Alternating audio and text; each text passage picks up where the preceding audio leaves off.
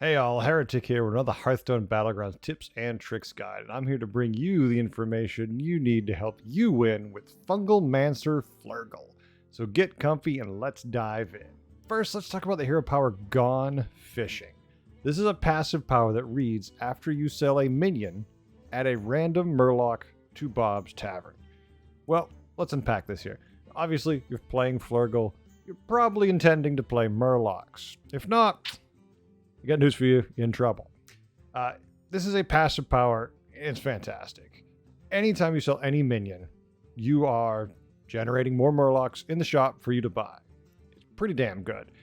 Any minion then that generates extra minions, especially in the early game or the late game when you're getting battle cry stuff to add extra stuff to your hand, this is great because as long as there's room in that shop, when you sell one of those minions for the economy, you're going to then add a Murloc you might want to buy to set you up for, yes, more Murlocs and more buffs on your board.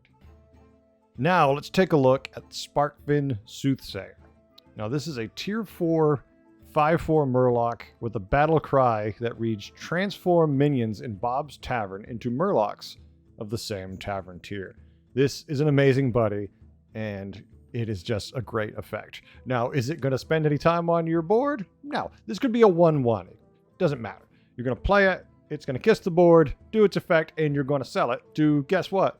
Generate another Murloc in the shop. It's pretty damn amazing. And it's some targeted Murlocs. Well, you don't realize it because if you think about it, there's only a couple of Murlocs on each tavern tier. So if you see more of one tavern tier as opposed to another, you know that you're more likely to get the one you're looking for. In the case of tavern tier 4, well, you have 4 minions in the shop. You play this buddy, you sell it. Those 4 are turning all into Primal Fin Lookouts, which means more Murloc generation. Because the Primal Fin Lookout is the only Murloc on tier 4. And it's same with tier 6. If you look at 6, the only Murloc is a Malgadon. So hey, you got a brand, you're ready to do some power play, and you're like, I want to switch it up and see what I can get here.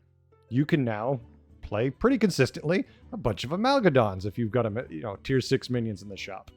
It's some neat stuff. Now, fortunately, by the late game, you might not want to do that because you could have a crazy board, but the only thing better than a Murloc with poison and a lot of stats is a Murloc with Divine Shield, and Amalgadons can get that and keep that permanently, which is pretty damn good. You can triple this. It becomes a 10/8, and now when its battle cry goes off, it will make all minions transform into a Murloc of a 1-step higher tavern tier. So tier 4s turn into 5s. 5s turns into 6s. Good things, but I don't advise keeping this on your board. You're better off getting the extra battle cry from separate ones. So you play the first one, immediately sell it. So now later when you get the next set of them, you're going to get 2. Now you can do the effect twice as opposed to getting 1 set of higher tavern tier Murlocs. This is just a better way to play it, in my opinion. Now, when it comes to tavern tiering with this, I almost always just do the basic curve. I can't think of another reason you could do a warrior curve in, Jeef. Everything works, but basic is really friendly because you kind of want to get to the tier 2 Murlocs. They're pretty good, especially when you get them early in the game.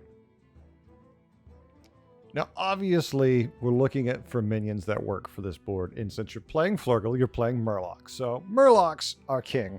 There's some other things you want to look for too, but let's look at the Murlocs first because, they're the backbone of your build. This is what you have to do. Tier 2, the Salt Scale Honcho. This little Murloc will sit on your board, and by itself, it's not going to be any great monster. But that buff, every time you cycle through Murlocs, of +1/+1 to 2 different Murlocs, random, is fantastic. The only thing to remember is he never can buff himself. So, that being said, if you have any targeted buffs, you might want to put a couple on him, especially when you intend on keeping him for a while. You don't want a 3 attack. You don't want a 3/2 Murloc. It's just not good. It's going to get some other buffs, obviously, because you're going to be playing buff Murlocs, but if you can put a couple more +1/+1s on him, it's definitely in his interest because he's going to be there for a long time. Now, in the late game, sometimes when you're starting to think about who you should get rid of, probably now's the time to move on from Salt Scale. If it's turn 12, turn 14, you're starting to look at Amalgadons. Salt Scale's time might be done with you. The buffs are nice. The +1/+1 typically isn't going to matter. Hell, it's just +1 health. It isn't worth it. Even if he's given it twice, it just isn't worth it. So move on from him in the late game. Tad. Tad is fantastic when coupled with this hero power. You're going to spend 3 gold to buy it. You're going to play it. You're going to sell it. That's going to add a Murloc to your shop and give a Murloc to your hand. Pretty good for 3 gold. A very consistent outcome. He's a great grab to generate extra ones in the shop and just in your hand. Tad is fantastic. All the typical buff Murlocs are good. Coldlight Seer, Felfin, Primal Fin Scout, King Bagurgle. These are all great. Late game, you're looking more for the SI7s because Murlocs need poison. If you don't know it, Murlocs need poison. As soon as you play a few games with it, you'll understand. Amalgadons, if you're getting in the late game and you need a little bit more power, maybe this lobby, there's people starting to contend with you and you need more, it's time to start looking at all those Amalgadons. You've got Seafood Slinger in the lobby. It's a Murloc lobby. So maybe it's time to start targeting some of them, generating some gold ones. It's just going to work for you. It's definitely the way to go in the late game if you need it. Obviously then, to make it work, Bran. Bran is probably the most important minion in this deck if it's going to work. If you get all the Murlocs, you definitely can make it fly, but Bran makes them so much more effective. So look for Bran. Tripling him can be a trap, but if you get him early enough and you keep getting offered it, if it's turn 7, you triple into a Bran, you're like, okay, good. You get to 5, your first refresh has 2 Brans in it. It'd be silly not to take it. This is a crazy much, a value for you. So, definitely if you're offered it, go for it. Another minion of note in the early to mid game, or any point really, a free dealing gambler. It's a 3 gold pirate that when you sell it, gives you 3 gold back. But in the case of Flurgl, also adds a Murloc to your lobby. So free dealing gambler at any time, no matter what, buy it, play it, sell it. There you go. Cost you nothing. You just made a Murloc appear in the lobby. It's fantastic. In the late game, if you're having a hard time, you're running into a lot of divine shields, you're starting to run into people who can counter your raw stats.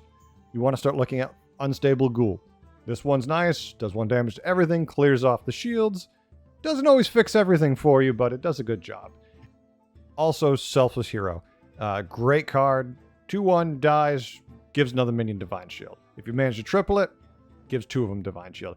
A great play with Murlocs, because, if you can't get the Amalgadons going because it's late, all you've got is a board full of Murlocs, you're not going to get any value from Amalgadon. Pop down a Selfless Hero if you triple it especially. Go to town. Probably one of your best bets in the late game.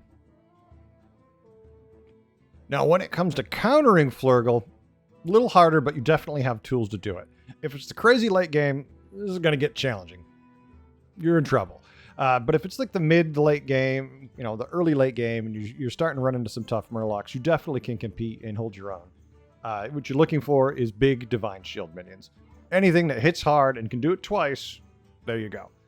You just can't go wrong with that. Also, poison. It doesn't matter how big a minion is if you poison it. It's hard to beat Murlocs at their own game, but if you're playing Murlocs and they're playing Murlocs, basically it comes down to who has the Divine Shield, who has the Death Rattle, counters, like, if you have Amalgadons and they summon the 1/1 plants. Silly things like that decide who wins those games, so they're definitely worth looking for those kind of things. Flurgl is a fun, consistent, powerful hero. More often than not, you're going to do exactly what you want with Flurgl because it's synergy. You're playing Murlocs, and that's all you're going to play, with the exception of Amalgadons and a couple neutral cards in the game if you need to, because you generate Murlocs incredibly easy, and that just is an easy path to win. You don't have to look for as many key cards as your opponents do, because every time you sell something, you're generating something in the shop that might give you more buffs, might be the minion you need to win. It's just a great setup. Flurgl is a fantastic hero, a lot of fun. Definitely can get it going just with giant minions, or late game, maybe you get a sea of Amalgadons and you just trash them with, crazy rolls, because it does happen a lot in the current meta. In the end, I've attached a link with some gameplay if you're looking to see how I piloted them. Stay tuned, I have more guides on the way, and I hope you learned a few things today and had a good time. I know I did. Bye.